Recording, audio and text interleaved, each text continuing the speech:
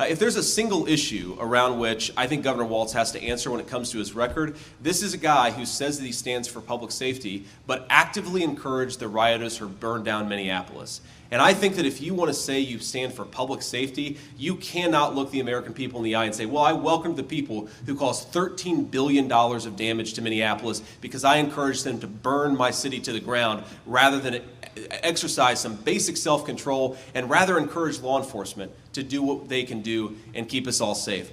I'm scandalized by this guy pretending that he stands for working people. Working people need to live in communities with public safety. Working people need to be able to build a business and know that some hoodlum isn't going to come along and burn it to the ground because of a political issue. Working people need the police to be supported in their communities, and Governor Walz has been a total failure on all those things. The Trump-Vance team is working a new angle to attack Tim Walz on, but if they're going after him on the riots in response to the police murder of George Floyd, they should make sure they don't have conflicting messages. They make an interesting tag team because, of course, Tim Walz allowed rioters to burn down Minneapolis in the summer of 2020, and then the few who got caught, Kamala Harris helped bail them out of jail.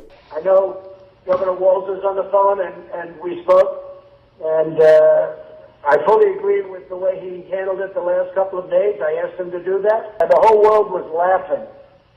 2 days, 3 days later, I spoke to the governor. The governor's, I think, on the call, and he's an excellent guy. You've got a big National Guard out there that's ready to come in and fight like hell.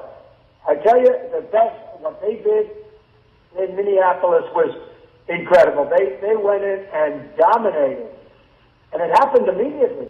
Tim is on the phone now, Tim Walz. Again, I was very happy with the last couple of days, Tim. You called up big numbers, and the big numbers knocked them out so fast it was like bowling pins. So, despite Trump's praise of Tim Walz's response to the situation in Minneapolis, their team figures that as long as they push yet another conversation where they make clear that they don't give a damn about the police murdering George Floyd, they'll shore up their voting base.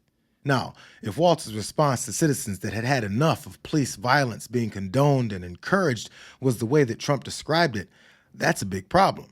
And it doesn't necessarily match up with what the governor said in response on that call. Our city is grieving and in pain.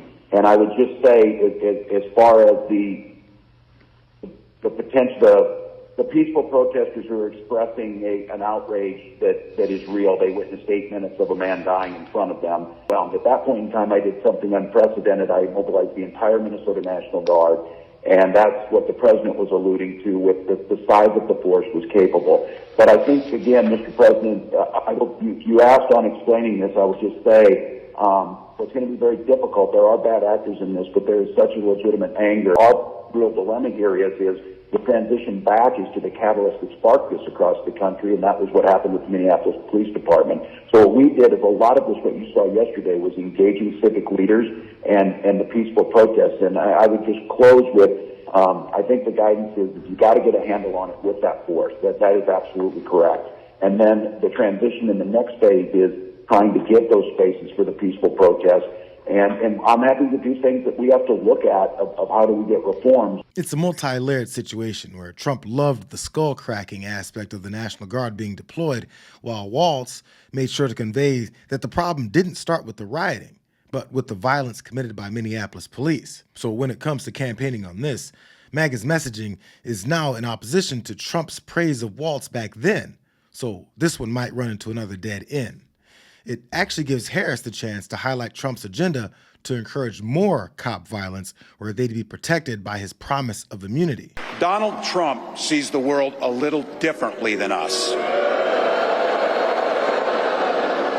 First of all, he doesn't know the first thing about service.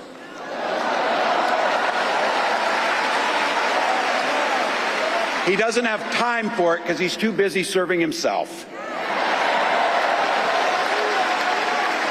Again and again and again, Trump weakens our economy to strengthen his own hand. He mocks our laws. He sows chaos and division. And that's to say nothing of his record as president. He froze in the face of the COVID crisis. He drove our economy into the ground. And make no mistake, violent crime was up under Donald Trump.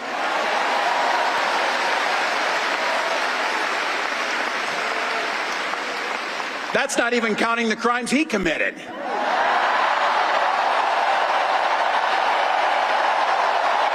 You know, Democrats can just continue to repeat the facts about the economy and crime while highlighting Trump's record on both of those things rather than allowing him to take credit for things that he never accomplished.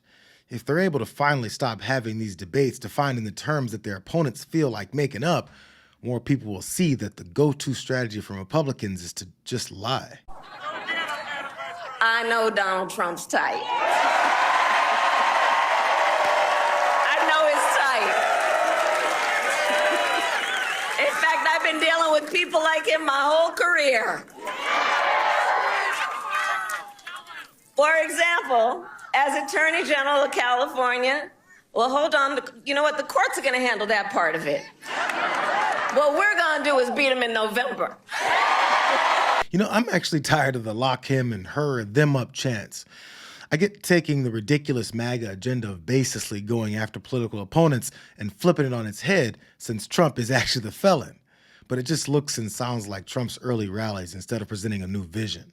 So just in case the racially divisive talking points about riots don't stick, Vance was told to put his military record up against Walz. What really bothers me about Tim Walz, it's not even the positions that he's taken, though certainly he has been a far-left radical. You know what really bothers me about Tim Walz as a Marine who served his country in uniform? When the United States Marine Corps, when the United States of America asked me to go to Iraq to serve my country, I did it. I did what they asked me to do it, and I did it honorably, and I'm very proud of that service. When Tim Walz was asked by his country to go to Iraq, you know what he did? He dropped out of the Army and allowed his unit to go without him, a fact that he's been criticized for aggressively by a lot of the people that he served with. I think it's shameful to prepare your unit to go to Iraq, to make a promise that you're going to follow through, and then to drop out right before you actually have to go. Like nearly every former service member that decides to go into politics, their military record gets a good close look. And Vance was handed an attack line that's similar to the one that used against John Kerry back in 2004. I also think it's dishonest. Something, again, if you guys ever get an opportunity to ask Tim Walz or Kamala Harris some questions, he made this interesting comment that the Kamala Harris campaign put out there, and I bet they're regretting they put it out there now, because he said that and he was making a point about gun control, he said we shouldn't allow weapons that I used in war to be on America's streets. Well, I wonder, Tim Walz, when were you ever in war? What was this weapon that you carried into war, given that you abandoned your unit right before they went to Iraq, and he has not spent a day in a combat zone? What bothers me about Tim Walz is the stolen valor garbage. Do not pretend to be something that you're not. And if he wants to criticize me for getting an Ivy League education, I'm proud of the fact that my mamaw supported me, that I was able to make something of myself. I'd be ashamed if I was him and I lied about my military service like he did. History keeps repeating itself in presidential races.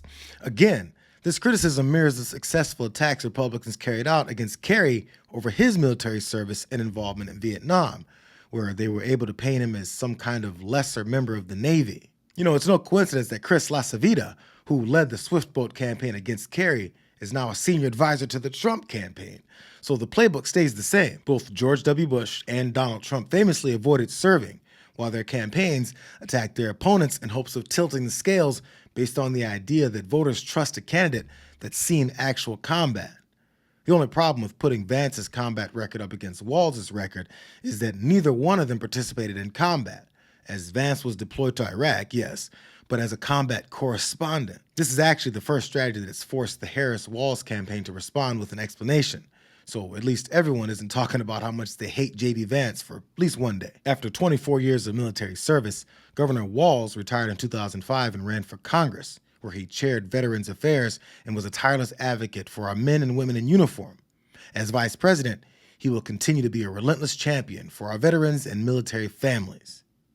In his 24 years of service, the governor carried, fired, and trained others to use weapons of war innumerable times. Governor Walz would never insult or undermine any American's service to his country. In fact, he thanks Senator Vance for putting his life on the line for our country. It's the American way. We'll see just how much of this new approach sticks, especially with a revamped ticket that has Democrats ready to push back in ways that they weren't willing to back in 2004. Well, obviously, this was going to come up because the Trump campaign manager was the one behind the John Kerry Swift boat attack, which was obviously very persuasive to people. He served for 24 years honorably. Then he stopped to run for Congress on a platform of ending the war. And I don't think that anyone, especially with Donald Trump at the top of the ticket, did he dodge the draft 4 or 5 times? Bone spurs, Captain Bone Spurs? What say you, Judge? Bone spurs are a very serious issue, Jessica. I can tell by the way you said that you know that it is not serious. And like with the attacks on the progressive policies that Governor Walz supported and ushered in, Democrats are unafraid to embrace what conservatives consider negatives, while also correcting the record on the dishonest politics being played. So we'll see if this new approach finally works for Vance before another damning interview of his surfaces. Well, we have to expect a vicious, constant string of utterly dishonest hogwash attacks. The reality is that Trump, candidate Bone Spurs, who escaped his own service and then described avoiding sexually transmitted diseases as his personal Vietnam. This is someone who's in a glass house trying to throw stones through the wall. At the same time, Tim Walz served for 24 years, and then he was elected to Congress in 2006 and has been a champion for veterans and for the armed services. Vice President Harris worked with President Biden to pass the PACT Act, the biggest increase in support for veterans benefits in decades in our country. And we know Vice President Harris, when she was a prosecutor and then Attorney General and District Attorney, she put transnational criminals, gangs, human traffickers in jail. She has been a dynamite champion of safety, the same way Governor Walz funded law enforcement. He funded public safety and first responders and did that work even after Trump, during his administration, led to a huge spike in crime rates that has finally started to come down under Biden and Harris. So there's really a strong argument for safety for the Harris ticket and against Trump Vance that I think Trump and Vance are hoping to try to avoid by throwing these kinds of attacks.